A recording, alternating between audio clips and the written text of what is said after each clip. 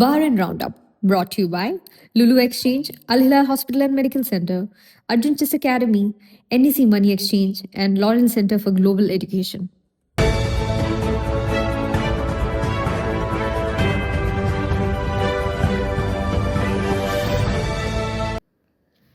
നമസ്കാരം. ഇന്ന് 2026 ഏപ്രിൽ 2 വ്യാഴാഴ്ച. ബഹ്റിൻ റൗണ്ടപ്പിലേക്ക് സ്വാഗതം.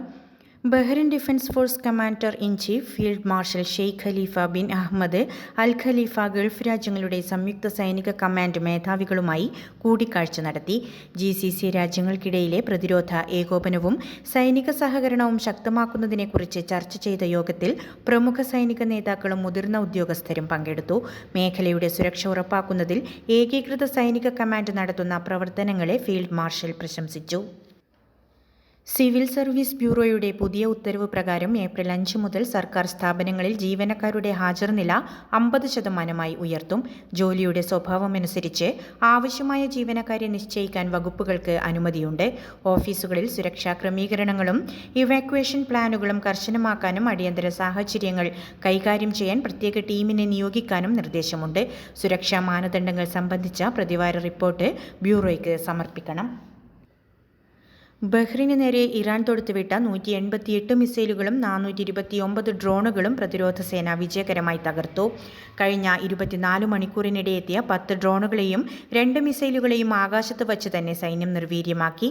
സിവിലിയൻ കേന്ദ്രങ്ങളെ ലക്ഷ്യമിട്ടുള്ള ഇത്തരം ആക്രമണങ്ങൾ അന്താരാഷ്ട്ര നിയമങ്ങളുടെ ലംഘനമാണെന്ന് ജനറൽ കമാൻഡ് വ്യക്തമാക്കി.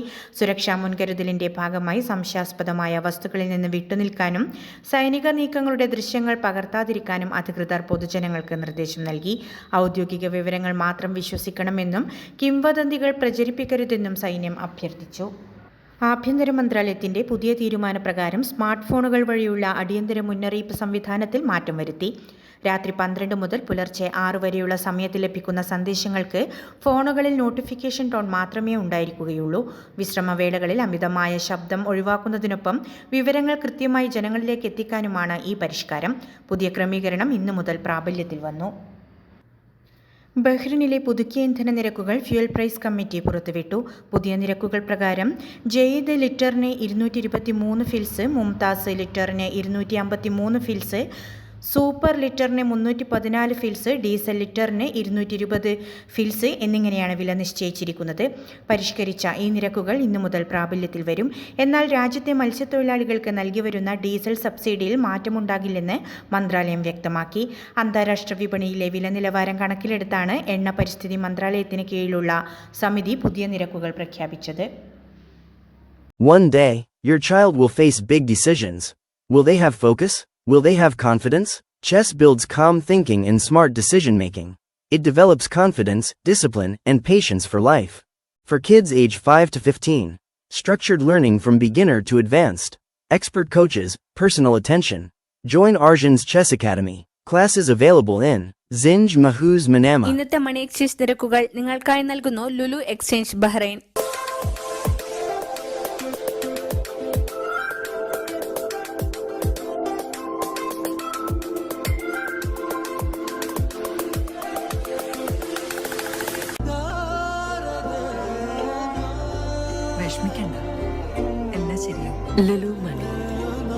ഇന്നത്തെ സ്വർണ്ണ നിരക്ക്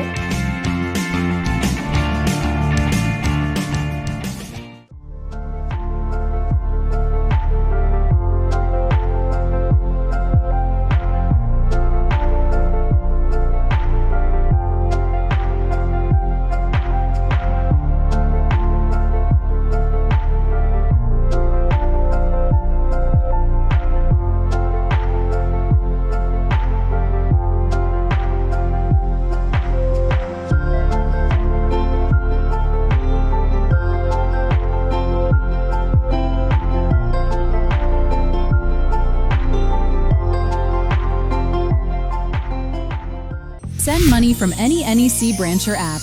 Win exciting prizes. NEC Money Exchange. We connect your loved ones since 1993. ലോകത്തെ ഏറ്റവും മികച്ച എമിഗ്രേഷൻ സേവനം നൽകുന്ന വിമാനത്താവളത്തിനുള്ള സ്കൈ ട്രാക്സ് പുരസ്കാരത്തിൽ ബഹ്റൈൻ അന്താരാഷ്ട്ര വിമാനത്താവളം 2ാം സ്ഥാനം നേടി. സിംഗപ്പൂർ ചാങ്കായ് വിമാനത്താവളത്തിനാണ് 1ാം സ്ഥാനം. എമിഗ്രേഷൻ കൗണ്ടറുകളിലെ കാര്യക്ഷമത, കുറഞ്ഞ കാത്തിരിപ്പ് സമയം, ഉദ്യോഗസ്ഥരുടെ സേവനം തുടങ്ങിയ ഘടകങ്ങൾ മുൻനിർത്തി യാത്രക്കാർക്കിടയിൽ നടത്തിയ സർവേയുടെ അടിസ്ഥാനത്തിലാണ് ഈ നേട്ടം. മിഡിൽ ഈസ്റ്റിലെ ഏറ്റവും മികച്ച സ്റ്റാഫ് സേവനവും ശുചിത്വമുള്ള വിമാനത്താവളം എന്ന ബഹുമതിയും ബഹ്റൈനുണ്ട്. ലോകത്തെ മികച്ച 100 വിമാനത്താവളങ്ങളുടെ പട്ടികയിൽ 20ാം സ്ഥാനത്തുള്ള ബഹ്റൈനിൽ യാത്രക്കാരുടെ സൗകര്യാർത്ഥം 44 എമിഗ്രേഷൻ കൗണ്ടറുകളും 104 ചെക്ക് ഇൻ കൗണ്ടറുകളും സജ്ജീകരിച്ചിട്ടുണ്ട്. ഹോങ്കോങ്, സിയോൾ, ഇഞ്ചിയോൺ എന്നിവയാണ് പട്ടികയിൽ 3ഉം 4ഉം സ്ഥാനങ്ങളിൽ. ബഹ്റൈനിലെ മലയാളി വിദ്യാർത്ഥികൾക്കായി കീം പരീക്ഷാ സെന്റർ അനുവദിക്കണമെന്നാവശ്യപ്പെട്ട് ബഹ്റൈൻ പ്രതിഭ കേരള സർക്കാരിന് കത്തയച്ചു. മേഖലയിലെ സംഘർഷാവസ്ഥ കാരണം നാട്ടിലേക്ക് യാത്ര ചെയ്യാൻ കഴിയാത്ത വിദ്യാർത്ഥികളുടെ സാഹചര്യം പരിഗണിച്ചാണ് മുഖ്യമന്ത്രി ഉൾപ്പെടെയുള്ളവർക്ക് കത്തയച്ചത്. ഇന്ത്യയിലെയും ബഹ്റൈനിലെയും മന്ത്രാലയങ്ങളുടെ അനുമതി ലഭിച്ചാൽ ഇന്ത്യൻ സ്കൂളിൽ പരീക്ഷാ കേന്ദ്രം ഒരുക്കാമെന്ന് സ്കൂൾ ചെയർമാൻ അറിയിച്ചിട്ടുണ്ട്. വിഷയത്തിൽ ആവശ്യമായ ഇടപെടലുകൾ നടത്തുമെന്ന് നോർക്ക റൂട്ട് CEO ഉറപ്പു നൽകിയതായും ഭാരവാഹികൾ വ്യക്തമാക്കി. വിശുദ്ധവാരത്തിന്റെ ഭാഗമായി Bahrain saint Mary's Indian Orthodox കത്തീഡ്രലിൽ പെസഹ ശുശ്രൂഷകൾ ഭക്തിസാന്ദ്രമായി ആഘോഷിച്ചു. ഇടവക വികാരി reverend father Jacob Thomas Karikkal, സഹവികാരി റവറൻ ഫാദർ തോമസ് കുട്ടി എന്നിവരുടെ മുഖ്യ കാർമ്മികത്വത്തിലാണ് തിരുകർമ്മങ്ങൾ നടന്നത്. കത്തീഡ്രൽ ഭാരവാഹികളും വിവിധ ആത്മീയ സംഘടനകളും ശുശ്രൂഷകൾക്ക് നേതൃത്വം നൽകി. വാർത്തകളുടെ വിശദവിവരങ്ങൾ ഞങ്ങളുടെ വെബ്സൈറ്റായ 4pmnewsonline.com സോഷ്യൽ മീഡിയ ഹാൻഡിലുകളിലൂടെയും ലഭ്യമാണ്. നന്ദി, നമസ്കാരം.